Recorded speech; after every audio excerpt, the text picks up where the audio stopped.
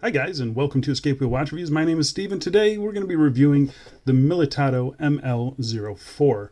Watchdives.com, they sent me this watch for free. I don't have to send the watch back, but you guys know the deal by now. It's not going to sway my review one way or another. You're always going to get my honest opinion on this channel.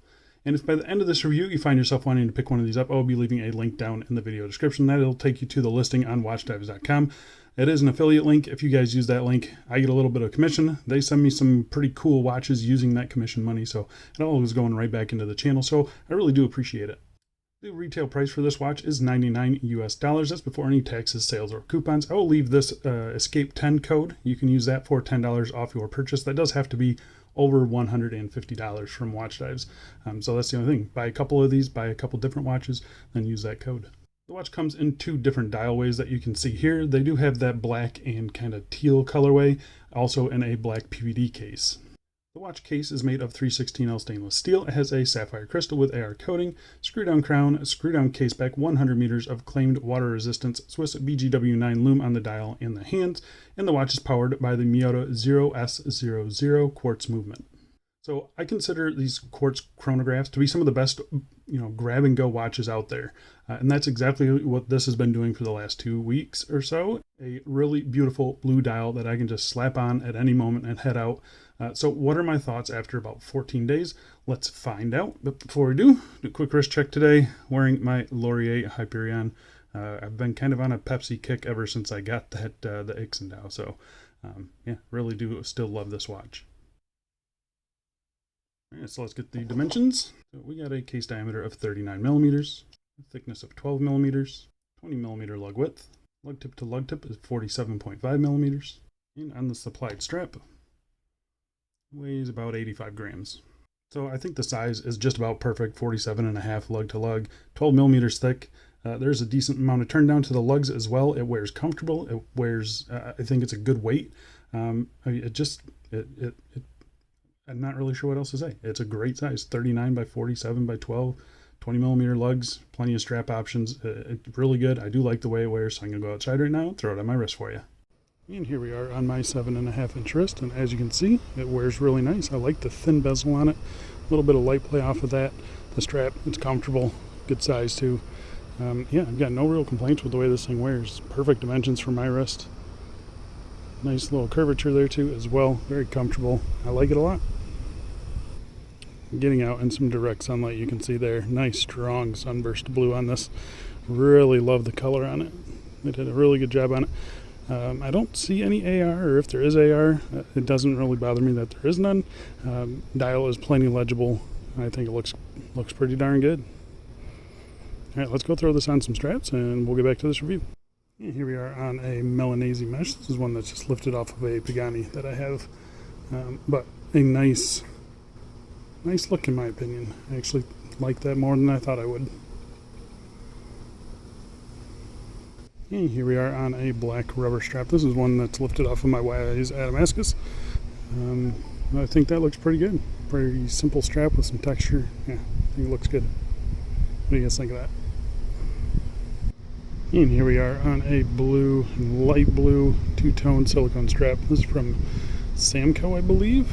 These are available on AliExpress. They're pretty decent straps for the money. The bird likes it. And lastly, here we are on a Sensi Strapco SF2. This is a khaki color nylon strap with 2 layers underneath the watch there. Still sitting very nice, very comfortable. Always like a blue and khaki combo.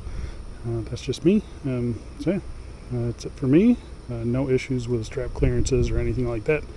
Yeah, pretty straightforward. All right, let's go back inside. Let's go back to this review.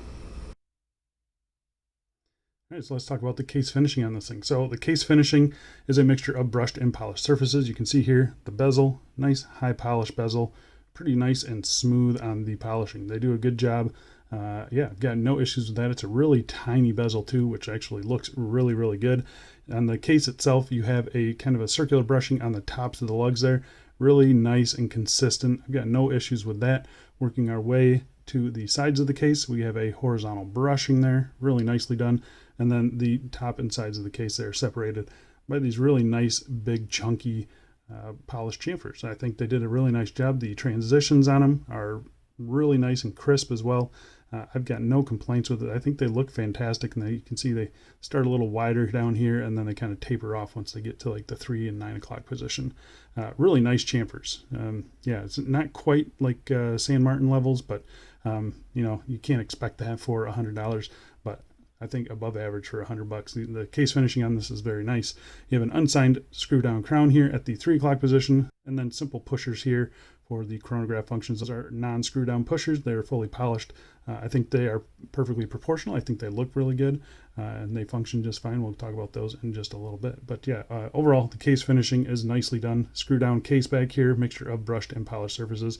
I wish they would just use simple notches instead of this kind of coin edge style, which they're a little bit of a pain in the butt to get at, but they're manageable. The bottom edge of the case here, nicely rounded off. It doesn't dig into the wrist or anything like that. So yeah, really happy with the case finishing on. There's no real sharp corners or anything like that. So comfort wise and finish wise, very nice. Very happy with it.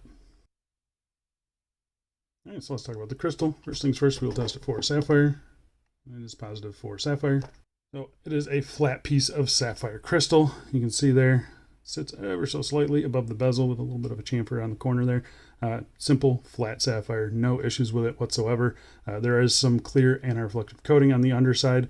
I believe in my talks with watch dives, Militado tends to use 5 layers. So yeah, decent number of layers of AR coating. It does a pretty good job of keeping the dial nice and clear. It's not the best AR coating I've seen, but it is really good. And flat sapphires in general, I don't really think need AR coating. But the fact that they have it on there is really good. There is some lighting where it just kind of disappears. It doesn't look like the crystal is there at all. So yeah, I'm pretty satisfied with the crystal on this thing. It's nice. It's simple, but nice.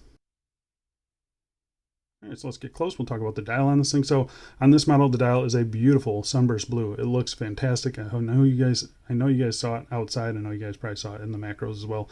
Really nice, strong sunburst. It looks fantastic. I love the color. Yeah, they chose a really nice color on this thing. It is a fully printed dial. There's no applied aspects on it at all. You can see there, printed minute track around the outside. You have your 5, 10, 15, 20 minute numerals around the outside, and then your larger hour numerals on the inside there. 3 sub dials here. So you have your chronograph 60-minute counter there at the 12 o'clock. You have your running chronograph seconds hand there at the 6 o'clock. And then you have your 12-hour totalizer for the chronograph here at the 9 o'clock.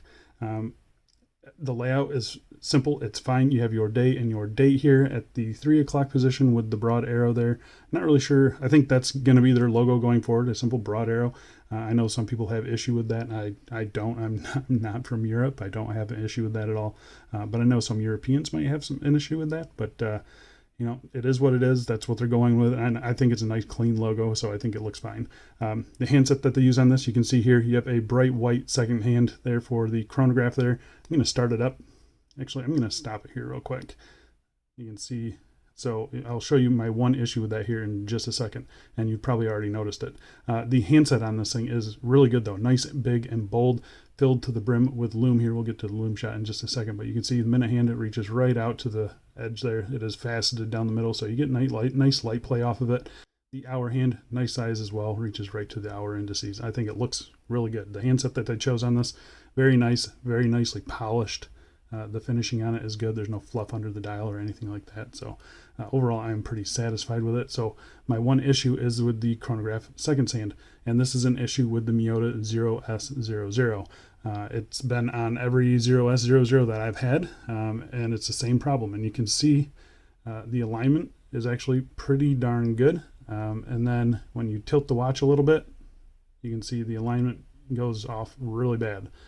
So there is slop in that seconds hand. That's not Militado's fault. That is Miyota's fault. That's a problem with all these movements that I've ever seen and ever had. That's the one reason why I don't really like this movement. Besides that, the movement's fine. But yeah, really, I just don't like that aspect of this watch. What I do like about this watch is the Lume. So I'm going to pop up a Lume shot here. And you can see it against a couple other watches in the collection. It does a really good job. Strong BGW9. It's got a nice bright glow right off the bat, and it holds strong all night long. I woke up at 3 in the morning last night. I could read the time just fine. So no problems with the Lume on this thing. For being a printed dial, it's actually really good. All right, so let's talk about the Militado 0S00. So it is a quartz movement here, 1 tick per second there. I believe it's like a 5-year battery life. You have your day and your date indicator over here. The accuracy on these things is great. I believe it's plus or minus 20 seconds a month, something like that. I don't pay too much attention to accuracy on quartz. They're accurate enough for me. It is operated by this 3 o'clock screw down crown. Really nice, solid feeling crown, nice smooth screw in and screw out action. This first position does nothing. The second position is where you change your day and your date. So you roll it back and that changes your date. Roll it forward and that changes your day. You can see in between the English that has these little dots there. I'm not really sure why they did that, but it was like that on my other one.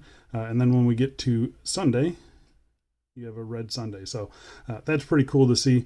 Everything there functions pretty good. There's a lot of like slop in the how many times you have to turn it for that date to move. Something I just noticed. But again, normal for this movement.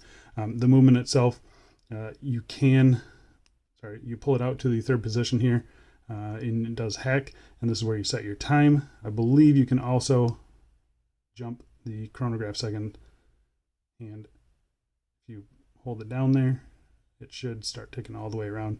So you should be able to get a pretty good alignment on this thing. It shouldn't, if it ever gets out of alignment, you should be able to align it again. So the screw in action, again, is nice and smooth, engages every time. Plenty of grip on it as well. I like that they used kind of a rounded edge on this thing. It's nice and smooth on the fingers. It feels good. And the chronograph is operated by these 2 pushers here.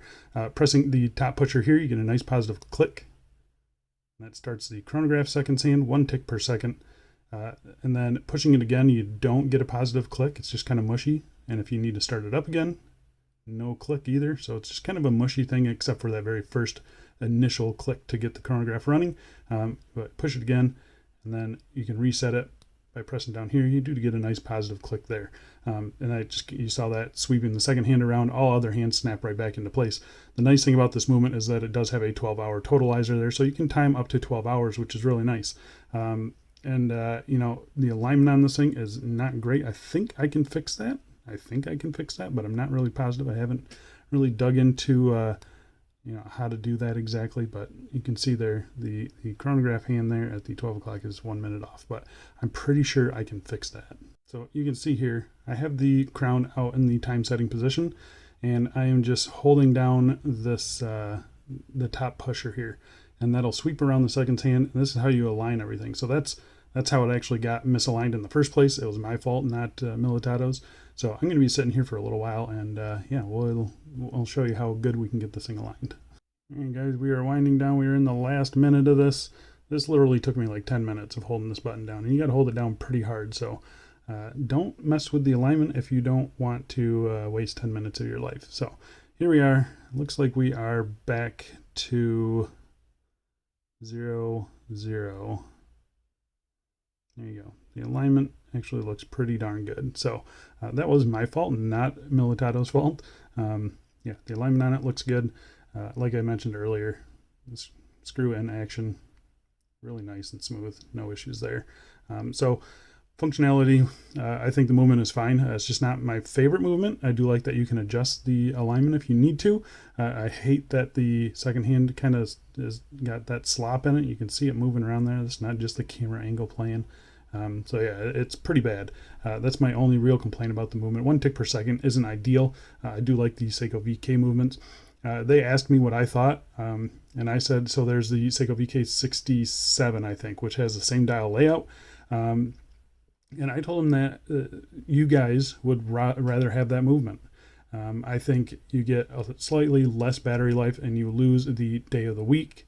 But other than that, I think it's a better movement. It doesn't have the slop issue. You get the sweeping chronograph seconds hand, and you get more positive clicks. It's also a cheaper movement, so the watch should be a little bit cheaper. Let me know what you guys think down in the comment section, and whether you would swap this movement for the Seiko VK67. I think that's all I have to say about the movement, though. All right, so let's talk about the strap. So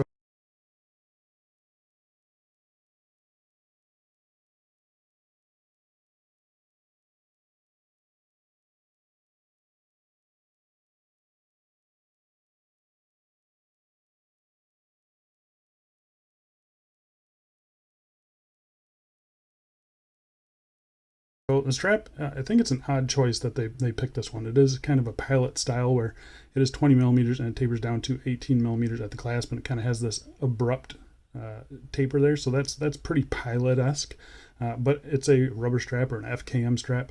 It actually says natural rubber down here, but I've seen this exact strap listed on AliExpress for around $10, and it's listed as FKM. So yeah, I'm not really sure what's going on with that, but it feels like FKM. And, you know, the references are FKM, and yeah, either way, it's a nice strap. It's a really nice strap. It's that kind of that dense but very flexible material. It's a good length for me.